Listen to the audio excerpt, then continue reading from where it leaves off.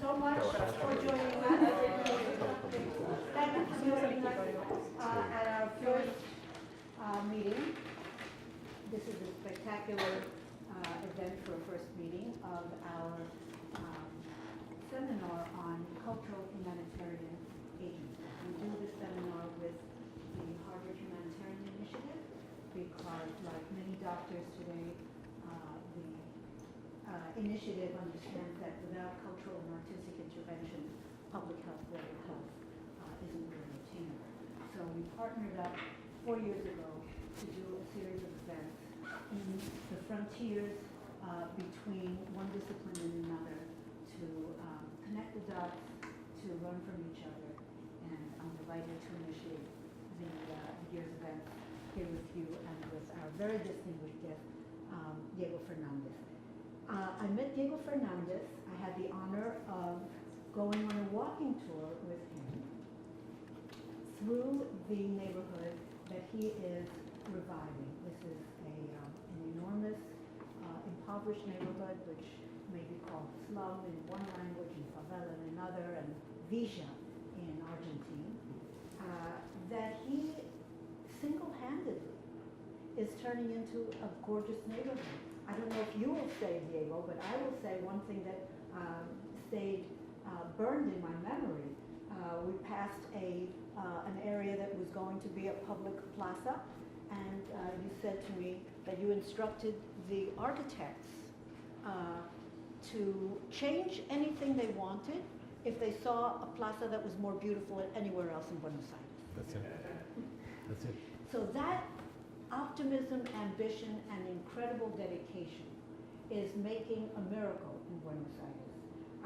On this tour, I met workers, policemen, mothers of families, houseworkers, and everyone had a name and a family name. Diego knows everybody, knows their children, knows what questions to ask, has made himself a neighbor, a respected and loved neighbor. And that's why this project works. I can tell you that many of my friends told me to beware because there are areas in Buenos Aires where one doesn't go, and this was one. But now I was invited, and I know that we'll all be invited. And we have Diego Fernández to thank for this. You know, something about his background in government and in entrepreneurship. I hope he'll tell us more. I don't want to take words away from him or time. So please join me in welcoming Diego Fernández to our seminar.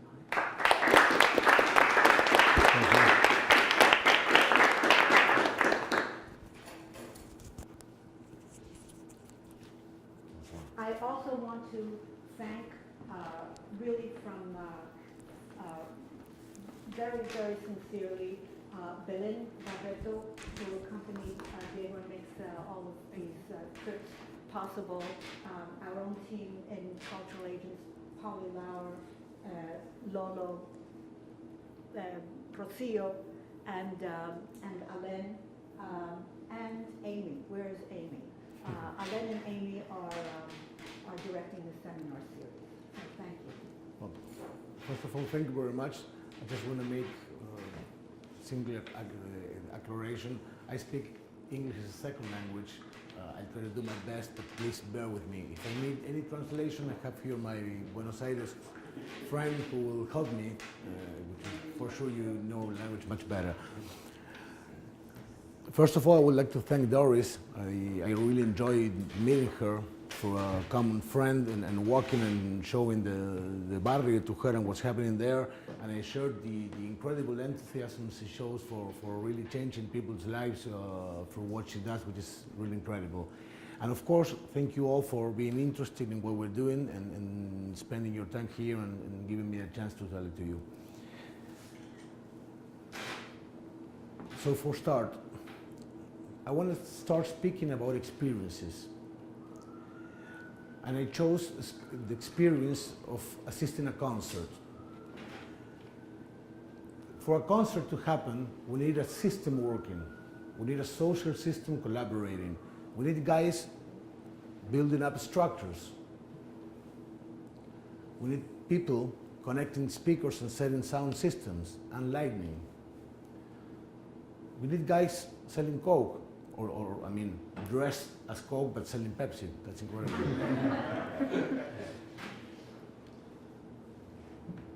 We need spectators, we need guests enjoying. And we need the Rolling Stones. Without the Rolling Stones, we wouldn't have a Rolling Stone concert. I mean, without Charlie Watts, without Ronnie Wood, without Keith Richards, without Mick Jagger, we wouldn't have a Rolling Stone concert. But we wouldn't have a Rolling Stone concert either without the public, without the people connecting the speakers, or without all of the social system which collaborates to make that experience exist. I chose the concert because it's a magnificent experience. If you ever had the chance of seeing the Rolling Stones on a live performance, I mean, it's overwhelming, but life is full of experiences which requires the collaboration of a social system. When you go out and have an ice cream in an ice cream venue with your girlfriend, there's a social system collaborating in order for that to happen. When you walk through the streets with your mother or your grandmother, there's a social system enabling that moment. The concert is amazing and it's something different, but everyday life is a social connective experience. But unfortunately, the world is full of examples of social systems not working. This is Johannesburg. This is Favela Morumbi in Sao Paulo. This is Hong Kong. This is Panama. And this is my barrio, Barrio 31. In all places you see the same pattern. There's a urban disconnection, there's a broken urban system with two sides of the story. The contrast is evident. And let me show you Barrio 31 from an aerial point of view. The top side of the picture is the most densely populated area in Argentina and one of the most densely populated areas in Buenos Aires. There are 40,000 people living in 70 acres. The land below here in this picture is the most expensive land in Buenos Aires and the most expensive land in Latin America. You can pay $5,000, $6,000, $7,000 per square meter. The urban disintegration here is evident. You see two things completely and totally separated. This barrio was created in 1932. It's not new. It was created in 1932 by the national government. There were a bunch of unemployed people that were the result of the global crisis in 1929, so they set up those people in that barrio, which of course was not in the middle of the city, was in a sort of a lowland near the river. All of the place, which now is the city port, was built years afterwards. The urban disintegration is obvious. I mean, just taking a look at it, you perceive it. But it's just a reflection of something much more deeper, something which is really terrible, which is the social disintegration. In Buenos Aires City, 72% of its population has a complete secondary degree. In the Barrio 31, that number goes to 24%. In the city of Buenos Aires, 81% of the population has a medical coverage. That number goes down to 26% in the barrio. We porteños, 6 out of 10 of us, enjoy the beauty of having a formal income. That thing in the barrio is only 36%. So, I mean, just by looking at the houses and looking at the urban aspects, you see a difference. But when you go inside, you feel that that difference is really, really, really terrible. So we need to work on both sides of it. Barrio 31 is a city within the city, and it's separated from the city by a river of trains. We don't have a river, but we have the equivalent of a river, which are trains disconnecting us from the city. They are two different worlds. And let me share with you an analogy. If the Buenos Aires city is our house, we all call, Buenos Aires city is called the city of the 50 barrios, la ciudad de los 50 barrios. Barrios is neighborhood. Each neighborhood has its own spirit, but we porteños travel from one to another without noticing. I mean, we go from Belgrano to Palermo to Colegiales, or the different names. Has anyone been to Buenos Aires? Oh yeah, we have a lot of, that's great. You go from one neighborhood to another without noticing, I mean, the difference. But Barrio 31, if each neighborhood is a room within our house, the city of Buenos Aires, Barrio 31 is a room, which has been closed for 80 years. People living there went out and enjoyed the rest of the house with us, and then went back to their rooms, but we porteños never visited them. So the disconnection is not only because we have different ratios in secondary high school and so on. The disconnection is also social. We're not working together. We never visit that room. But the world is changing. Technology is providing us a change. Today, we all are inhabitants of the virtual world, regardless of where we live, regardless of our education level, regardless of anything. We all are part of the same virtual community which exists. We all learn in the same way, and we use technology to incorporate new things, regardless of age. Oops, here. Regardless of age. And even we are together, we are all living in the same virtual world at the same time. And that is, without us doing nothing about it, that is one step in the right direction. But let me go down deeper into the people of Barrio 31. In the Barrio 31, we have a great human capital, an immense human capital. This girl is married to a guy working in construction. She has this beautiful 2-year-old girl. She loves it. And for her, taking care of her daughter is much more harder than for my wife. Much more harder.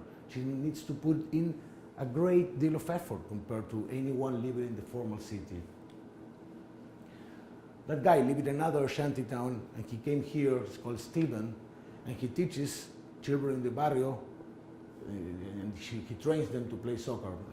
I mean, you are born knowing how to play soccer in Argentina, so do not to teach it, just to train it. This guy, Jonathan, a great cook. That dish is called mostra, which is sort of a deformation of monster.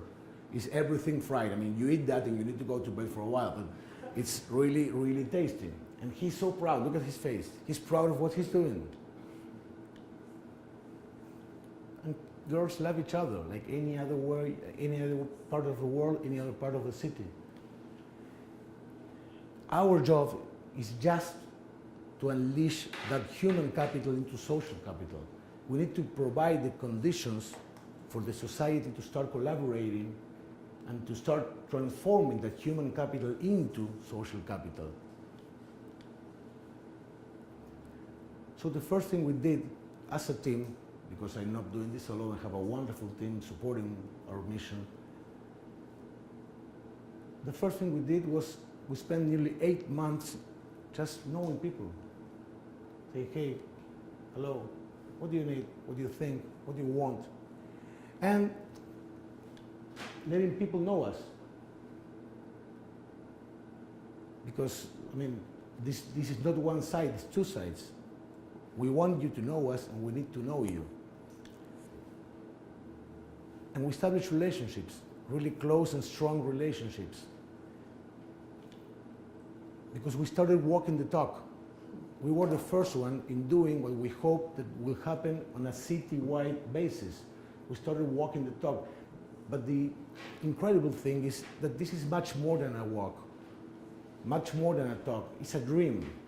It's a dream, and I'm fortunate enough to work with an incredible team which dreams with the barrio an incredible transformation. So we are dreaming. We're dreaming with the neighbors on how the houses and the barrio will look like. We're dreaming with them how the public spaces will look like. There's a particular thing in Argentina that whenever you have a public space, it has a 90% chance of transforming itself into a soccer field. So this is precisely the case. This is we're designing the future soccer field. You'll see a picture of it at the end. And we even dreamt about how the barrio will be on a global basis. Knowing these people is something really enlightening, because you get to know things that were sort of hidden. That guy over there, the kind of fat guy smiling, his name, we call it the Shoemaker, Zapatero in Castellano, in Spanish. That guy makes tailor-made shoes. That's incredible, man. Imagine, you go, you put your feet, he takes the precise measure, he measures every inch of your feet, of your foot, and then he does tailor-made shoes. I love to ride motorcycles, so he made me these incredible shoes for riding motorcycles with some metal in the front, big boots. That guy's great, but we didn't know him before we started doing this. In order to unleash the social capital, we're convinced that we need to level the playing field.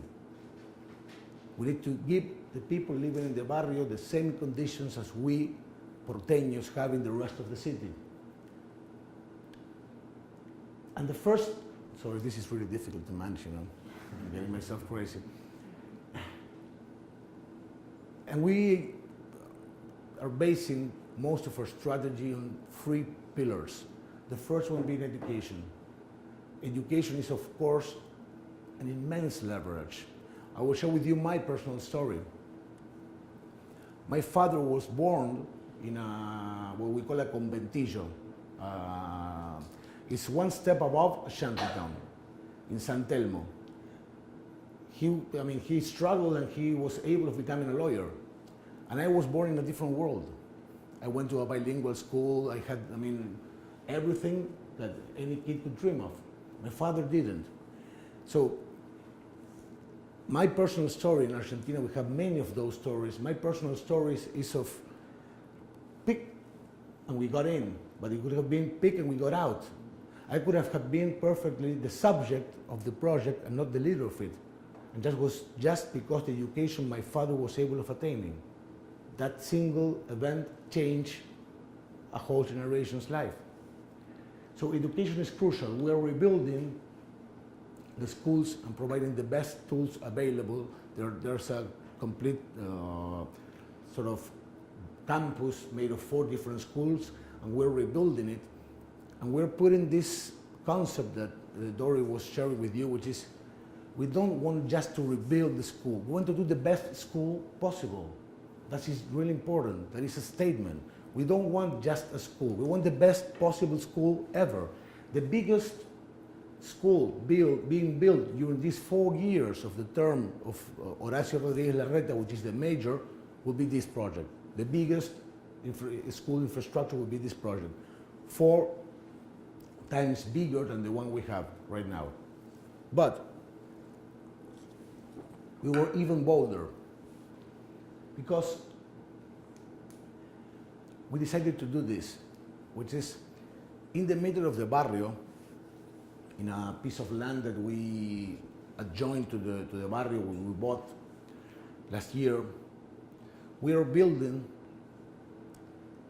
the Ministry of Education of Buenos Aires city government.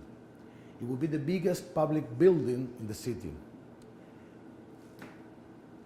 And we did another thing which is rather bold. The Ministries of Education of the world are usually separated from schools. That's crazy. Ministry of Education are within other government structures instead of being with a school nearby. I think that the Ministry of Education, the major things that the Ministry of Education should be next to a school. And that is amazing. The kids can go and eventually see the minister can go and see the school. And this is something nice to happen. So the building on the left is, it consists of 3 schools, a primary school, a K-12, a K-5, and a school for adults, because we need to tackle adults not completing high school. We did a public contest with the National University of Design in Buenos Aires, the Architecture University, which is La UBA, University of Buenos Aires. People in Argentina got really excited. We got 45 different proposals, and the technical jury chose this one. This is being financed by the IDB, the Banco Interamericano de Desarrollo. It is a $52 million investment, a huge investment in the middle of the barrio. And this will bring another really positive outcome, which is 2,200 people are working in that building, will be working in that building every day. That will, first of all, put porteños to go to Villa 31. They will go to work there.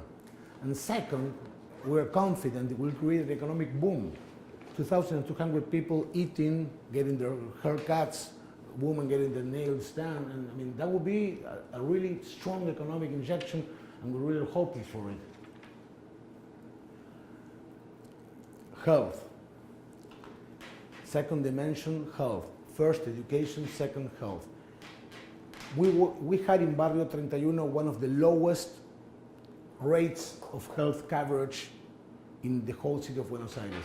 We had only two primary centers, primary health centers located in one corner of the barrio. Our plan is to finish 2019 with 3 different centers located, one in the north, one in the south, and one in the middle. This picture that you're looking at is a picture of the first finished new center of attention in the middle of the Barrio 31.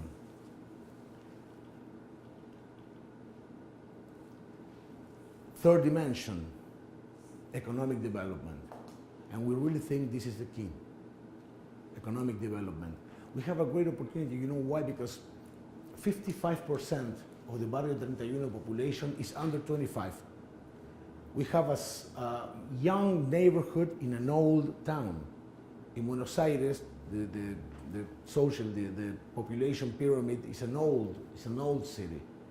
Barrio 31 is young, so it's full of opportunities. Economic development. We're confident that this is the life changer of all the people living in 31. And this building over here is really iconic. This building over here was called in this street, which within the barrio slang was named Narcolandia, land of narcos. You were not able of getting inside there. The first time, I walked through all, I try to be a really methodic person to attain the things I need to do.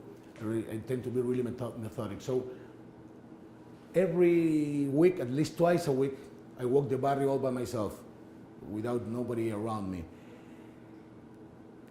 I can walk any place in the barrio, and people usually know me.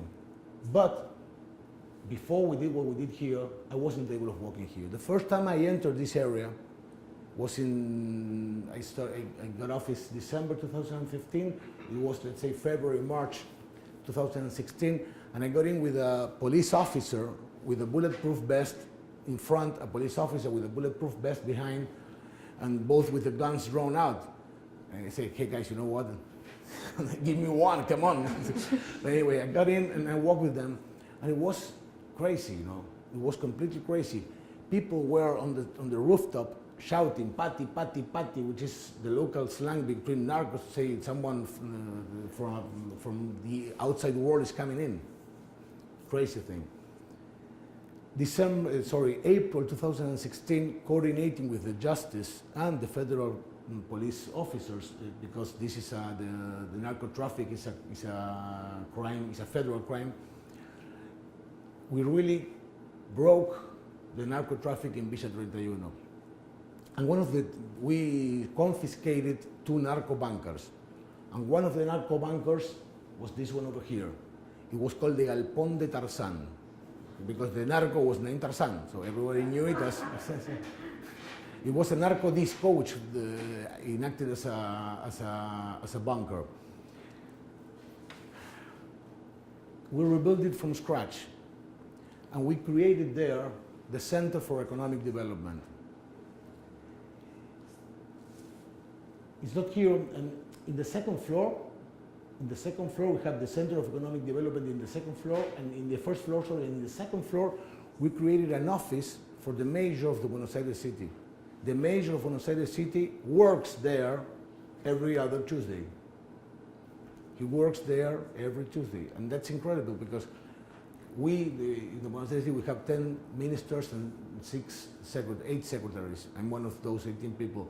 And every 3 weeks, we attend meetings with the mayor, what we call follow-up meetings, where we see our plans, see how we did, see what problems we had. And of course, we go with our teams, with our advisors and their secretaries and blah, blah, blah, blah, blah. So it's usually, you see, on a Tuesday, on a Wednesday, when Horacio is there, you see a minister with 15, 20 people of his team with iPads and iPhones walking, say, hey, the city, what happens in any other place of the city, and that's incredible. But, the first thing we did in this city, in this center, is focusing in entrepreneurship, focusing in auto-employment. And we start giving out training courses. We started in March. We set up something like 40-something courses, which the Ministry of Education, different areas of government provided us, even the private sector provided us with different course alternatives. And you know what? We were overwhelmed. I want to give you this crazy number. In 6 months' time, 8% of the economic population of the Barrio 31 went through there and took a course. That's incredible. 8% of the economic population in 6 months. That is unattainable in any city. But in this city, within the city, we did it. And we did it because people are willing to learn. People are not willing to receive anything but knowledge, but tools to enhance their living. And let me share with you 2 things. The first is 55% of those course tracks were not in hard labor courses, not all welding, construction. 55% of those were based on soft skills. How to administer your budget, how to enhance your leadership, how to promote your sales. 20% of those training courses were on cultural jobs, which is a great opportunity for people living in the barrio. And let me share another thing, which is the one I was mentioning about budget. The lack of knowledge is a great disadvantage. And having the chance of knowing the barrio, we know that they told us and they showed us that there were things that this type of education was producing that we were unable to forecasting. For example, a lady which sells food. One said, you know what? I got this amazing knowledge by the course that I took there. And what's that?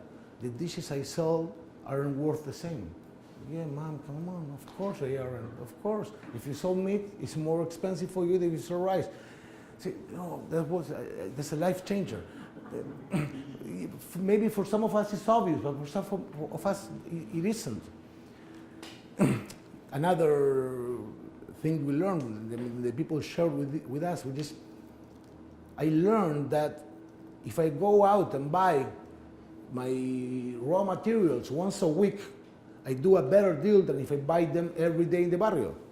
So it's more worthwhile for me to stop working one day, go out to a place where I can find a better deal and saving the money, buying things and then reselling them. That's great. That's great. I mean, that single family will live better just because he or she was able of attending this type of capacitation. Another story which I love, we have in what we call the feria, this is a fair in the entrance of the barrio, 300 post owners, or what's the English word for that? Stalls. See, I always forget it, sorry. 300 stall owners. We detected that 78%, that's crazy, did not register sales. That is not on a fiscal point of view. Registered, I mean, say today I sold this, that. Without that, it's impossible to administer a business. So this course over here is the course of budget administration. It's a great success. And with one of that shop post owners, one day speaking with her, she said, you know what?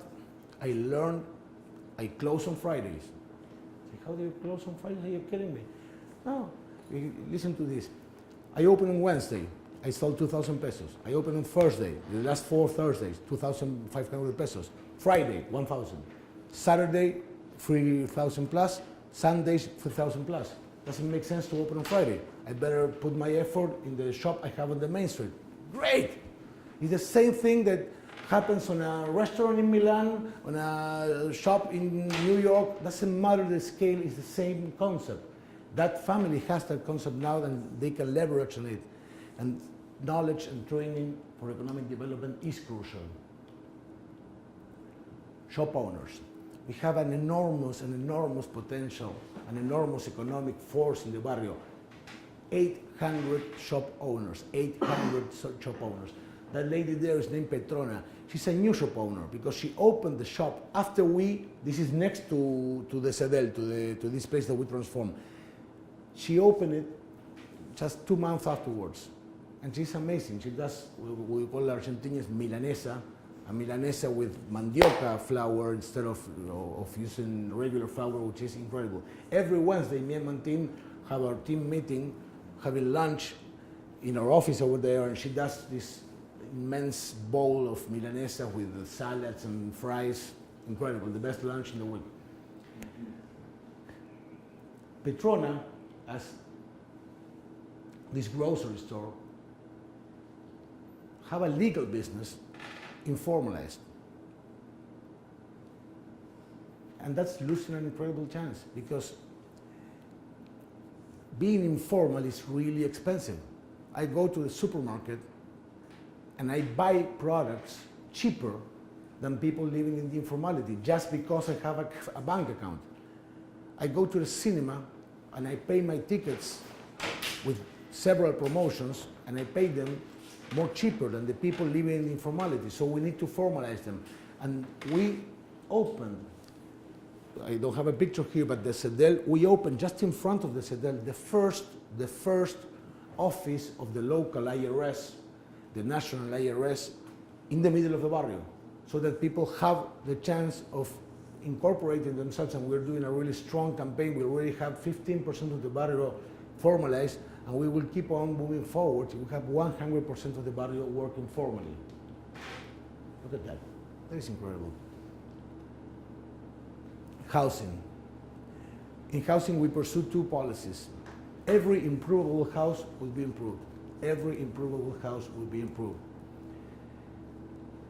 We did a first pilot of nearly 100 houses in the middle of the barrio, which I went and showed them to Doris. The result was really nice because here we were dreaming and projecting with the neighbors how the house would look like. And here it's finished. And the change this produces in a family is incredible. I mean, seeing the before and after regarding construction is, okay, wow, look, the paint, new, perfect. But there's something which is much more deeper. That girl over there now has hope. She has a better house, but she has hope. She can hope that she will be able of getting a better chance to succeed in life. Her mother didn't. They look just the same. That's amazing. Her mother didn't. Now she does, but she didn't. She spent a lot of years in her lifehood without having hope. That little girl will have hope, and that changes the future. Not every house can be improved. So we are building 1,300 new houses. We're being financed by the World Bank. We got a $170 million credit by the World Bank. The project is being financed $170 million by the World Bank, $150 million by the IDB. Actually, I came here to the States because yesterday we signed, the director of the IDB approved the $250 million lease credit to the Buenos Aires city. 150 of those go to the project, the 9 million. So we're building, this is the houses that we're building in the south part of in the northern part of the barrio, and we're building 1,200 houses in the middle of the barrio 31. We are relocating the people which live under the highway. Why? Because you can't improve a house under the highway. You have no air, you have no light, you have no conditions for living properly. So those houses won't be encased, won't be improved. Those families will be taken to the new housing that we're building in Barrio 31. Sorry. Infrastructure. It is impossible to live without infrastructure, without sewage, without drainage, without asphalt, without public lighting, without electricity. This street, which is in the northernmost part of the barrio, was, believe me, unbearable. That thing that you see over there is not water. That thing was there 365 days a year. Doesn't matter if you got sun, rain, always wet, always mud, disgusting mud. On that red door over there lives a woman named Kathy. She's a struggler. She has so much energy, so much force. I could speak hours about Kathy, love her. She's an example to us all. She has four kids, a daughter and 3 young kids. And she shared with me something which is a different way of seeing the problems, which is her daughter is attending, she's 14 years old, she's attending high school. And her kids went to school with 2 pairs of shoes. One of them for walking through the mud, and the other one for being able of going to class properly. That's so unfair. And children fall. When they are walking, they fall. So what happened if Kathy went to school to take their kids to school, and one of the little ones fell down? All of the kids missed school because she is really proud, and she didn't want to send her kids dirty to school. So the biggest daughter was able to go in alone, but the 3 little ones missed school one day because just one of them was unsuccessful in walking, as kids usually are. That's completely unfair. This is the first infrastructure work that we finished. And this is now. The change is so immense, but not only from seeing it, the change is immense because of the way people live it. That street today at night is a party. I mean, people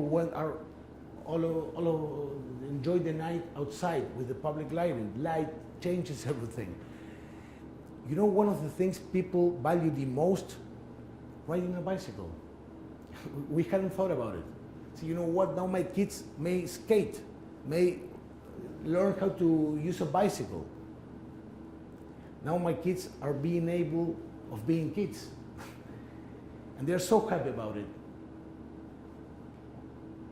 Look at this.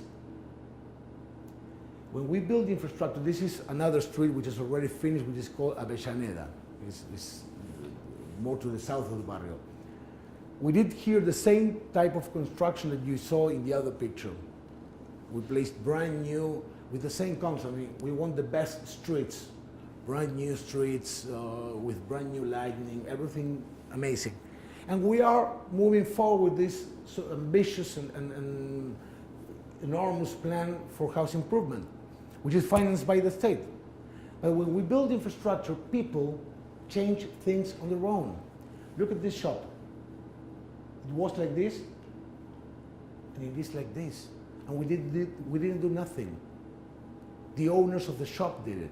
Why? Because we built infrastructure. So now they are able to, I mean, she took one of these training courses in the Sedal.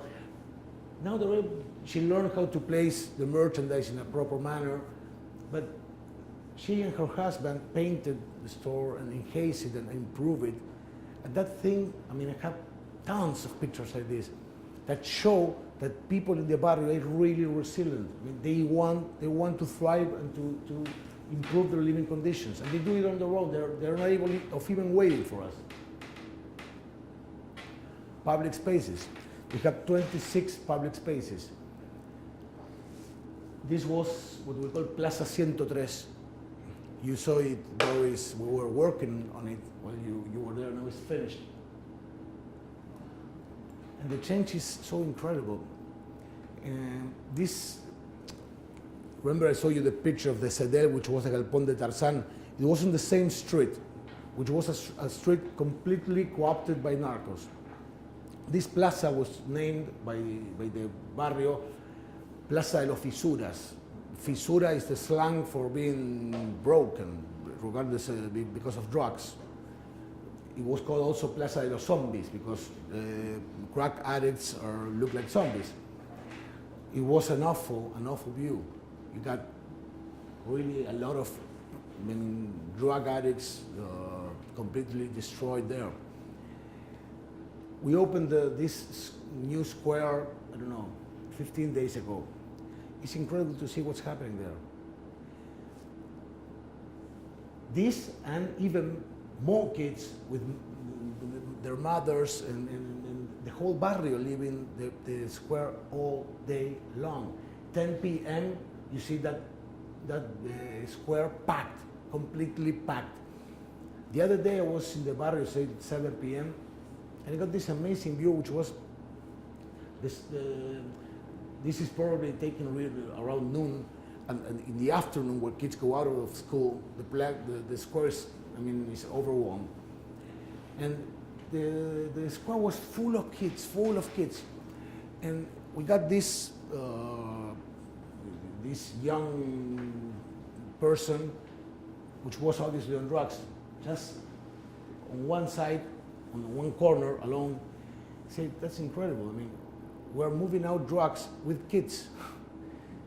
The families and the kids leaving the public space are changing reality. That's incredible. Sorry. This is completely very embracing. That's it.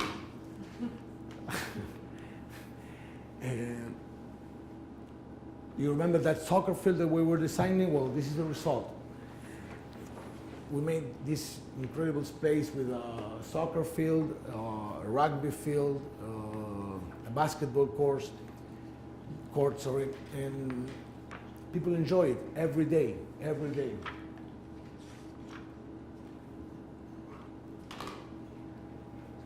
Last but not least, the highway. As you probably remember from the first picture, the Barrio 31 is cut in two by a highway. That Ilia highway was built on top of the barrio in the 1990s. And that highway was a really big dilemma, because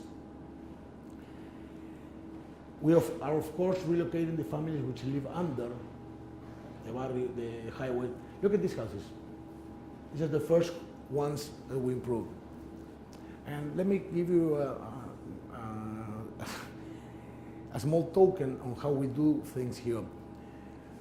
We started with those houses over there because everybody in the barrio walks through that square. Everybody looks at that houses. So people from the barrio many times say, hey, you know what, you're starting to improve those houses because everybody in the barrio will look at them. Yes, of course I am. Yes, of course. I want everybody to know that we are improving houses. Of course I want to do, that's the reason. He said, no, and you do it because you need everybody in the highway to look at what you're doing. Yes, yes, I am. I need everyone in the city to know what we're doing, that the barrio is improving itself. Of course I am doing it. So you know what was the reaction? Okay. They're relaxed. I mean, okay, you're telling the truth. I understand you. It's fair. Okay, going back to the highway. We needed to relocate between 12 and 1,400 families living on the 12 meters limit of the highway. 1,400 families, 1,200 families. It was, I mean, it changed everything because that forced us to go up high. It was really complex. So we decided to do something really disruptive, which is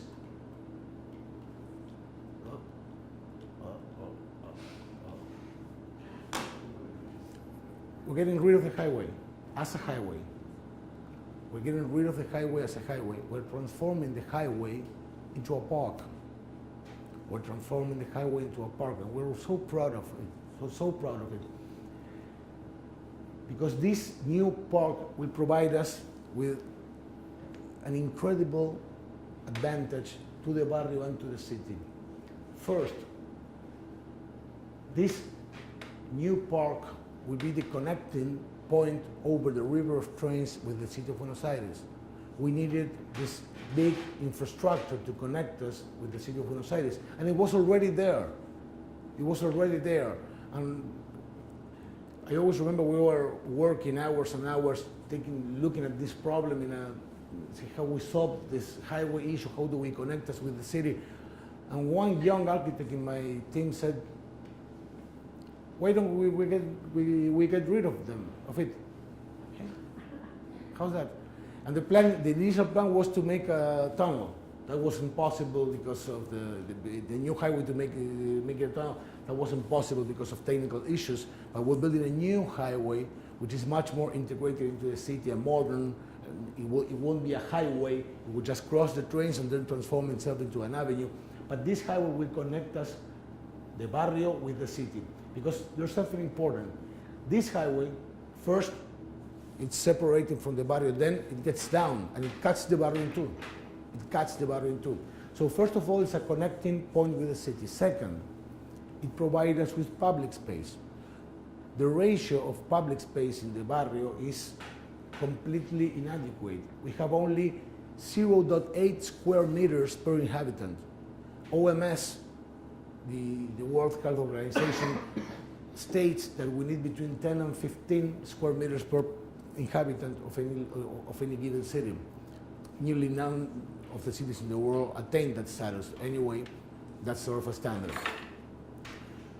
We in Buenos Aires City have a 6.4 per square meter inhabitant,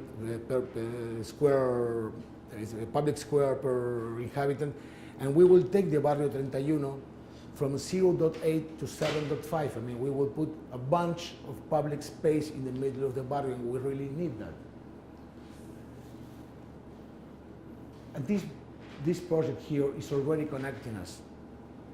It's already connecting us because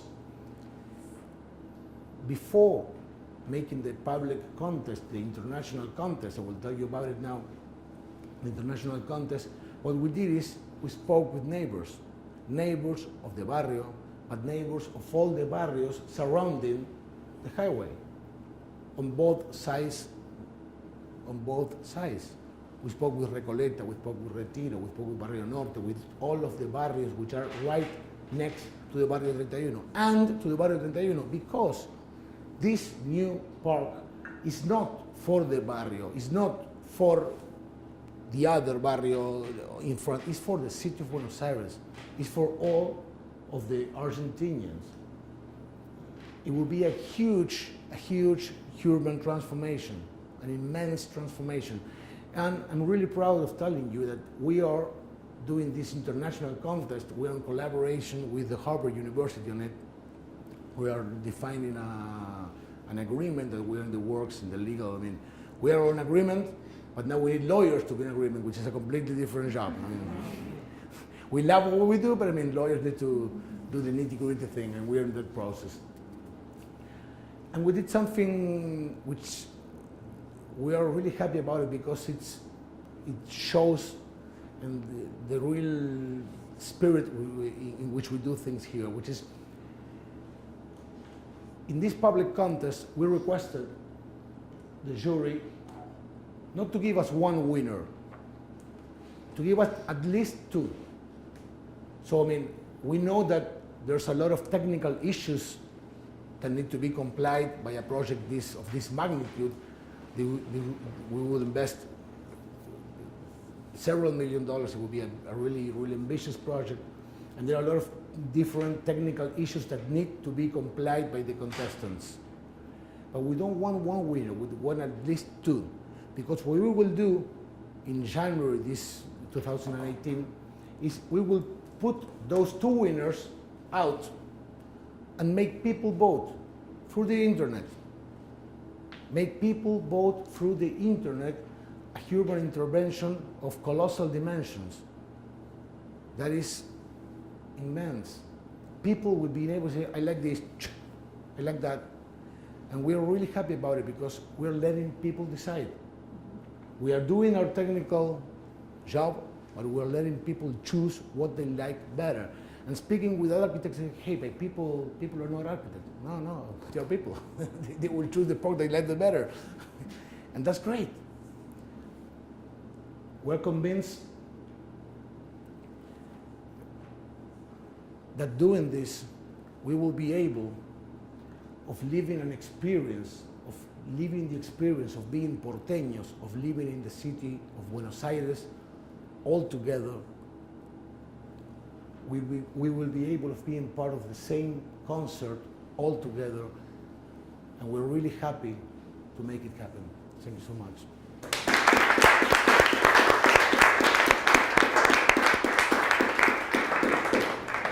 Thank you so much.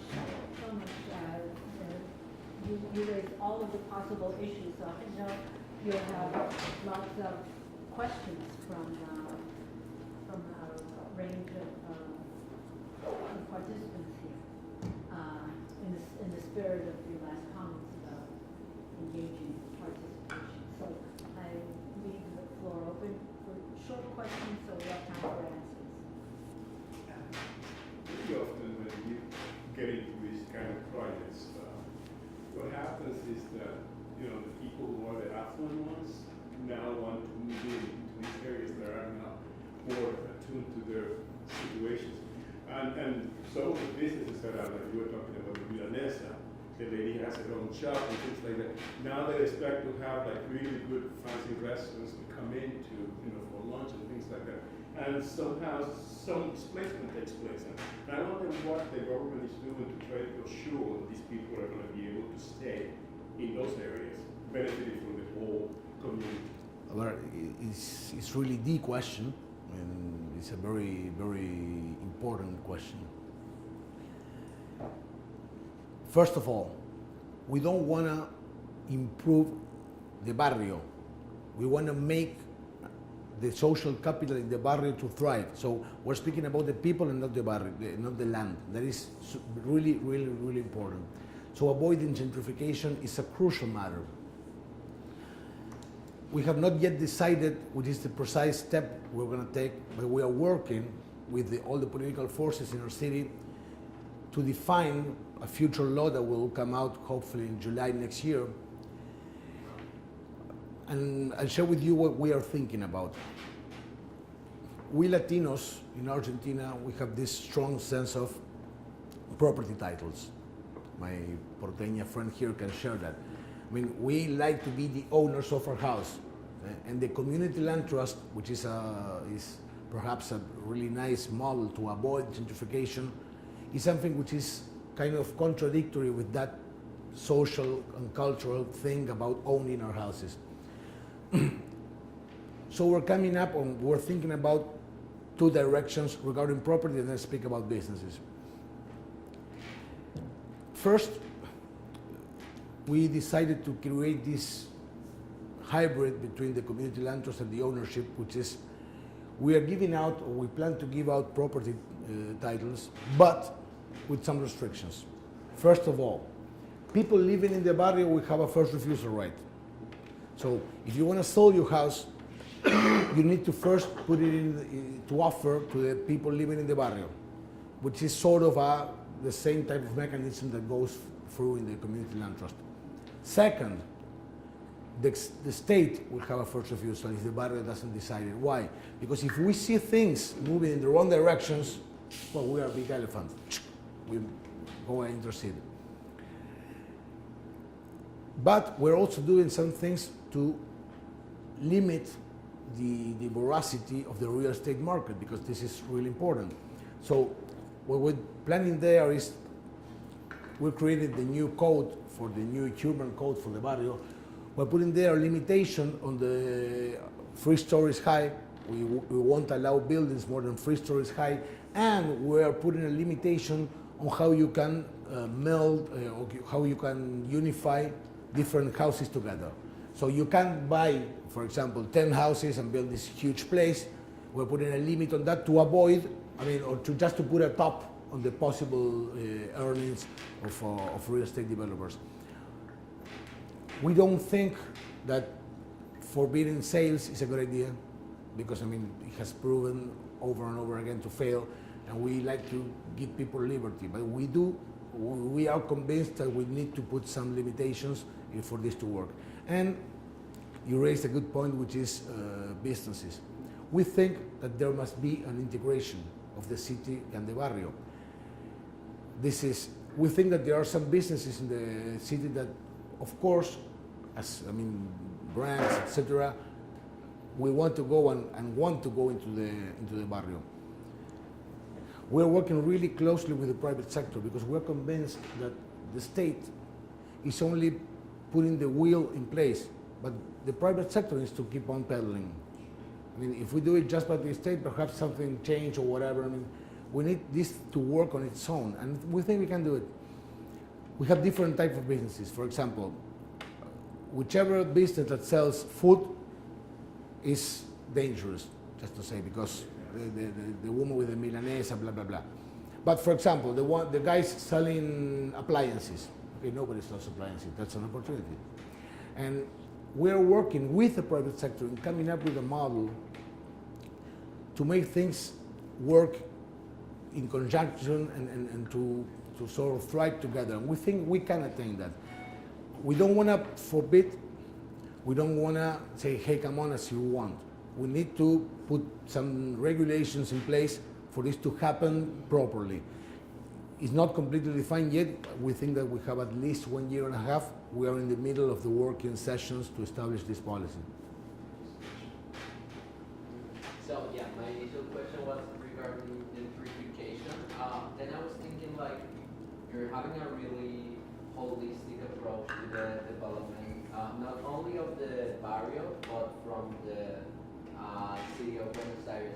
What I was wondering is if you have any early results in terms of measurement, for example, when it comes to social capital that the project was able to develop, or how the mindsets of people changed toward this neighborhood, or the other way around, like social integration, how it was transformed because of this particular measure?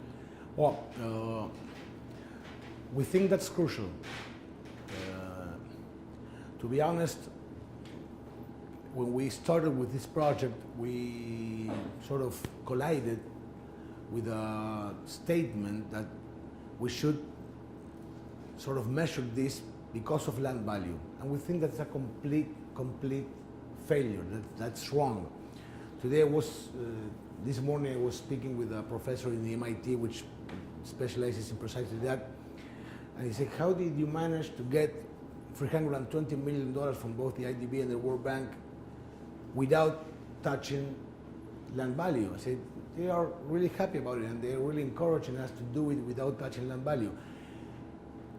Because I don't know if any one of you is familiarized with the ONU Habitat Free Conference that took place in Quito last year.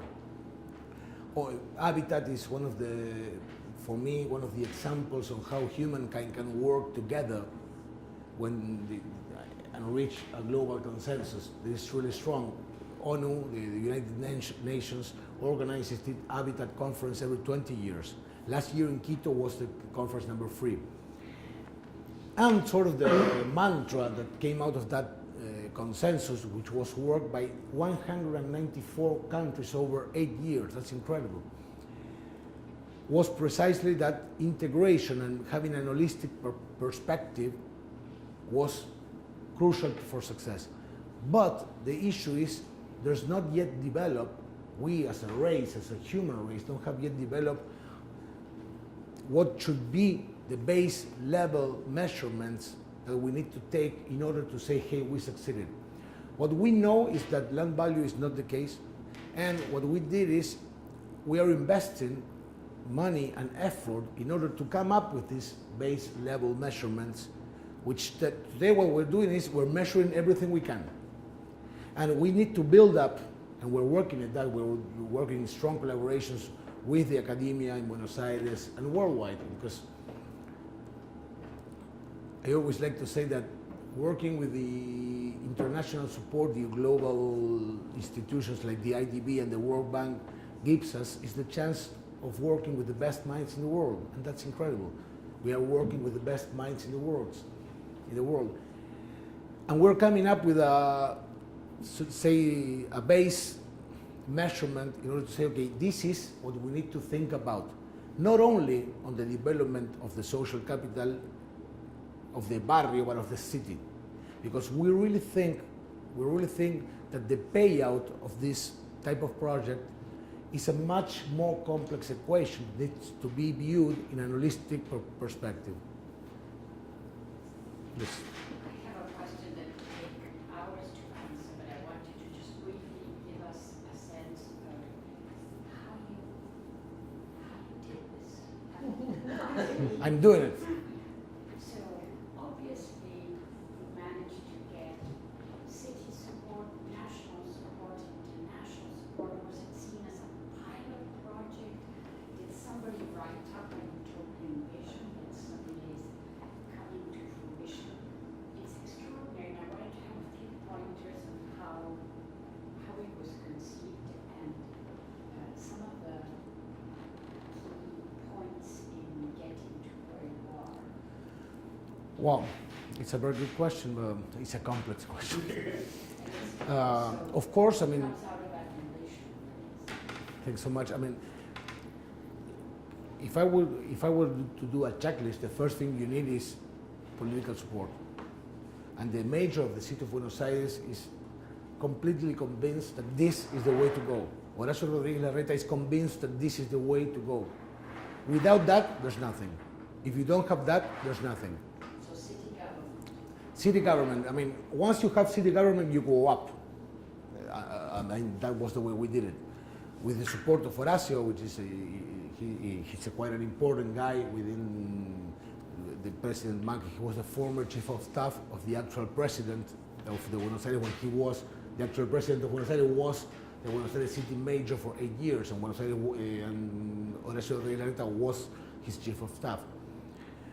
So the first thing you need is complete political support, The second thing you do need is a strong team and a well-structured team. And to be honest, we learned from that, and we're still learning from that. We created this incredible team, which is divided in two halves. I like to call them the left and the right hemisphere. So I have one half of my team focusing on hard things. They build things. They do buildings and roads, and the other half of the team is social team. The social team, which works more in contact with the body, with families, and with participatory scenarios. So we have the two sides, right?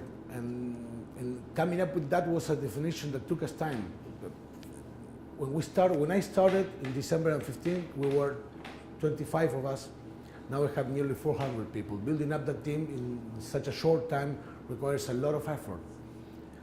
I have one great advantage there, which is an incredible dream. I mean, an amazing thing to wish for, and that is very powerful.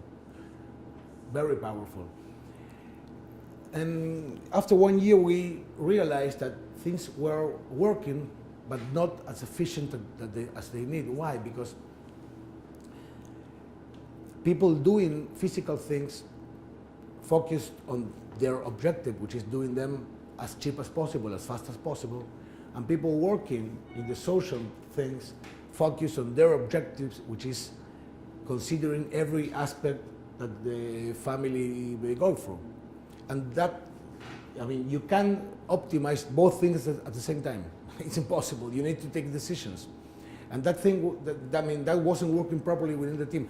There is a common thing within human structures. I mean, we're always divided vertically, and we have tensions. I mean, in a company, you have sales with finance, with accounting, and you have this COO, which deals that man. Same thing in government. So we created the team, and what we did afterwards was to enhance this transversal collaboration, was creating 6 different transversal areas to coordinate in a matrix way. So for example, resettlement.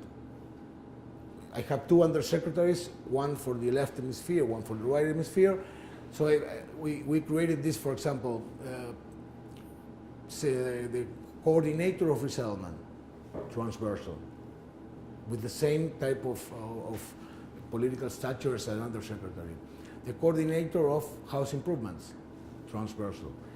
6 areas like that, which my dear friend Belen there administers. So coming up with a great team is important. Having the right structure is important. Putting the right structure in the right place. What we did is, one thing I requested last year was, we studied different projects all around the world. And I found one single pattern of failure, which was dealing not with the inhabitants of the barrio, not with the city, but dealing with the government. The single pattern of failure was dealing with the government. So you say, you know what, I will have a lot of things to do. I don't want to invest my energy dealing with government. Bureaucracy kills us. So what we did is we created this structure which goes directly, I mean, I report directly to the chief of staff as any other minister. And my secretary has the responsibility of enabling every other government action in the barrio. So we coordinate the policy of all the government in the barrio. We are a one-stop shop. If you want something from the government, it has to come through us. So that gives us this holistic view. So first is political support, and last but not least, I recognize myself as a structural optimistic guy. I love to dream things, and I'm positive that humankind is better and better and better, and we will be better each day that moves forward. I think that we are now, as a race, dealing with these problems differently. Why? Because we can. Because 40 years ago we were struggling with hunger. Today 3 people die out of obesity and 1 people die out of hunger. We were dealing with these major wars killing us all. Today, of course, I mean, there's hunger, yes. There's war, yes. But in a lesser proportion. Global pandemias, we defeated nearly everyone. So we are now, as a race, starting to see that the human development is getting more and more piece of the global agenda, and that's great. That's great. Climate change, human development, for me, it will be the main topics in our agenda as humans in the years to come. And we're putting just a small grain of sand in that mountain, and we're happy to do it. Yes? I'm interested to know a little bit more if you think that what elements of this model are easy to replicate in other areas, and in order to replicate, what is something that some blind spots that you overlooked initially going into the project that future developers should keep in mind? Nice question. I start by the what it can't be applied.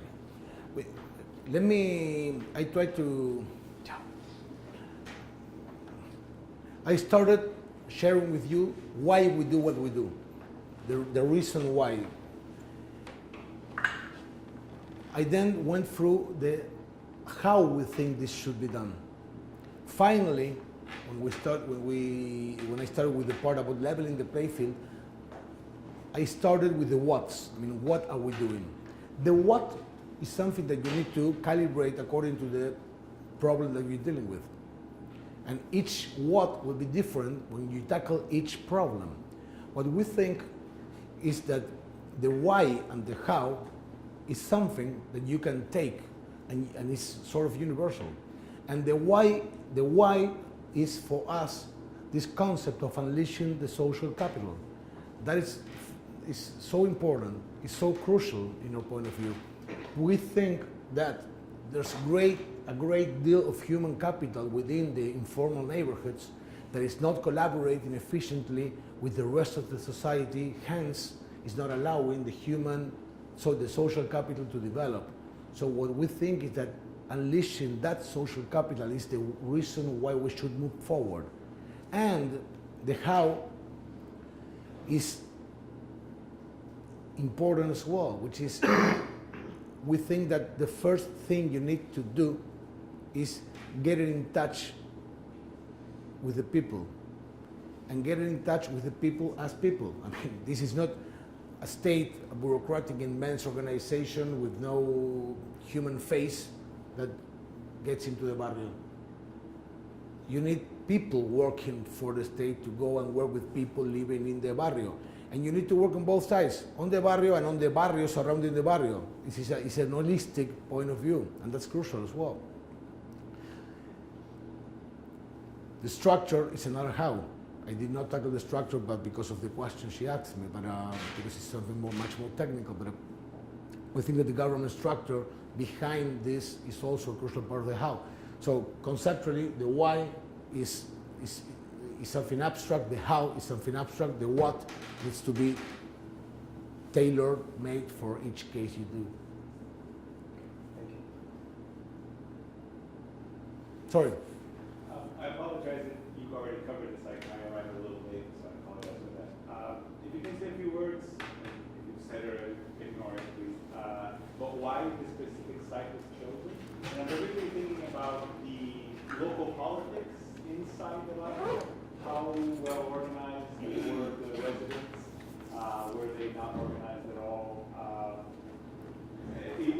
Was that organization useful, or did it provide you with some pushback? You mentioned your choice of those buildings next to the highway, hence where you would start, and you mentioned a little bit of pushback that you received. So I was wondering what the local politics and how you work with the existing organizations and associations. Okay, first part of the question, why we chose this place. Villa 31 is the most iconic villa in Argentina. The most iconic one. 78% of Argentinians, when you say villa, they think about 31. Everybody knows it. And it's one of the oldest and one of the biggest. So we got there 3 ingredients which we thought were really important in order to come up with this decision. Why? Because unfortunately my country has been going through a lot of struggle in the last 4 to 5 decades. We were able of attaining free economic complete crackdowns in the last 40 years. The poverty rate in our country went up to 30%. Fortunately, yesterday with the new measurements, we noticed that poverty is starting to be reduced. But there are a lot of people in my country which are suffering from informality, from living in conditions which are definitely not desirable. In Buenos Aires City, we have 250, 270,000 people living this way. In Argentina, we have nearly 4 million. And being successful in changing this barrio, it's not the only barrio we're working on. We're working in Barrio 31, we're working in Rodrigo Bueno, we're working in Villa 20, we're working in 3 or 4. Barrio 31 is the biggest. But we're positive that changing this barrio will set a lot of, we won't do everything at the same time, it's impossible. But we need people to have hope. And we think that changing Barrio 31 will light hope in the hearts of many Argentinians to say, you know what, we can do it together. We can't do it everything at the same time, but we are moving in that direction, and that is really, really strong. So that is one of the main reasons that we chose Barrio 31. And regarding local politics, Barrio 31 is the most politicized informal neighborhood in Argentina, and one of the most politicized neighborhoods in the whole region. Every political force in Argentina has a say in Barrio 31. Why? Because it's the most iconic barrio in Argentina, so everybody has something to say about it. And the locals, inhabitants of Barrio 31, are really well organized.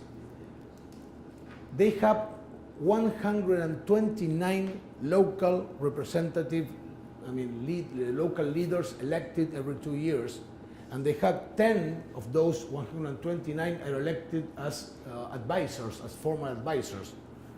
It's really well organized, really well organized. I like to say that in our job is a square meter job. Each step that we take, we need to negotiate something, because that square meter is from, that square foot is from someone. So I'm gonna move this. I say, no, I don't want it, no, please, come on, I need it, no, please. So each thing that we do requires negotiating. There's nothing we can do without negotiation, nothing. As we know each other, as in any other negotiation, conceding is a part of the thing, and saying no is the other. And administering those two tensions is part of being respected and respect. So this is, for me, really important. But what we did, let me share with you a story which is incredible. Is we became as part of the barrio. In December 2015, I started out meetings with these advisors and their elected officials, 30, 40 of them. So we went, I said, I'm not gonna walk the barrio without you guys. Guys, no, girls, because out of the 100, this is a small information which is really nice. Out of the 130 inhabitants of Barrio, 130 elected officials, 100 are women. That's incredible. 100 are women. I deal with women all the time, which is something really natural for me because I have a wife, 3 girls, a mother-in-law, a mother, 2 cats, so 2 girl cats, 2 female cats. So I'm surrounded by women, so I feel really comfortable in the barrio. So I'm surrounded by women every place. I have a sister as well. So it's terrible. Women surround me. But anyway, I spoke with this advisors. I'm gonna walk the barrio, your sector, because each of one of these advisors governs over a sector of the barrio, 10 different sectors. I'm gonna walk the barrio with you. And then I did it. It took me nearly 20 days. So I went, we arranged a meeting, I went with them, with all their advisors, and they showed me things, they showed me around. And it's, they're really proud of that. So the public, the secretary comes here with me because I take him. And I did that. After doing that, I arranged another meeting with them, and I say, hey guys, I'm not gonna call you again for walking the barrio. Me and my team are walking the barrio without you. I say, why are you doing that? They say, hey, isn't your dream to be a part of the city of Buenos Aires? Yeah, that's our struggle, and we will never concede that. We want to be a part of Buenos Aires. Okay, listen to something. I go to any place in Buenos Aires without calling anyone. So I'm gonna respect you, and I'm gonna treat this barrio as any other barrio in Buenos Aires. So if I need something from you, I'll call you. If you need something from me, you call me. But the barrio is a barrio. And we started working that way. And the first 3-4 months were tense. Why did you come here without calling us? I told you I won't call you. No, anyway. But finally, when people feel that you are coherent, people relax. When people feel that you are working, that you're really working, people relax. When you are humble enough to say, you know what, we did this wrong, I'm sorry. When we started, everybody in these initial meetings, everybody shouted at me, everybody. say, well, we're gonna do this, and the reaction was always, hey, why 10 years everybody lied to us? You've been lying for 10 years. I say, okay, you know, that's right. You've been lied for 10 years. I mean, I didn't want to double click the lie or not, but it doesn't matter. Okay, I take it. I'm saying I want to do this, and this in the next 3 months. You have two chances there. Either I'm lying, so that we'll be making 10 years and 3 months lies, doesn't change that much. Or I'm not lying. So if I'm not lying, then you won. And maybe you can trust me a little bit. And when I come back in 3 months' time, you can then give me 4 months. So I don't need to come back that often. And if I, give or take, did what I did, then you give me 6 months. And frankly, that occurred. And people relax because people say, I want this to change now, you need to make this road new, blah, blah, blah. I say, you know what, I can't. This is happening in 8 months time. I can't. Saying no because I can't. And you know, I don't say, yeah, I'll do it. And you don't. So people then say, you know what, this guy lies. If you, and eventually, for example, some part of the infrastructure work, everybody, nearly 80% of the demands we got are from infrastructure. People really need infrastructure, and that's completely understandable. But some of the things got delayed, even 6 months. But as people see us there and see us working, and we say, you told me that it's going to start in August. We're in February and it didn't start. Yeah, you're right. Sorry. You're right. We're working on this. The public offering and the World Bank did not give us the approval because blah, blah, blah, blah, blah, blah.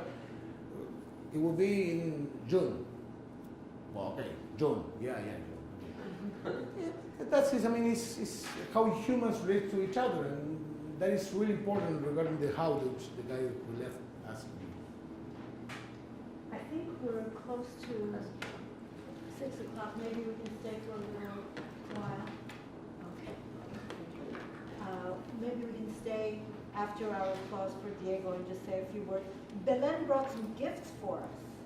This information on the neighborhood, so if you would like to have it, it's more detailed with data and everything for us, we can all have. Thank you so much. Thank you.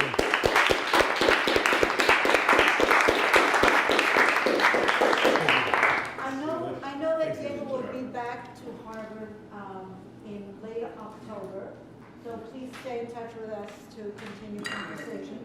And you don't know how to make friends and continue.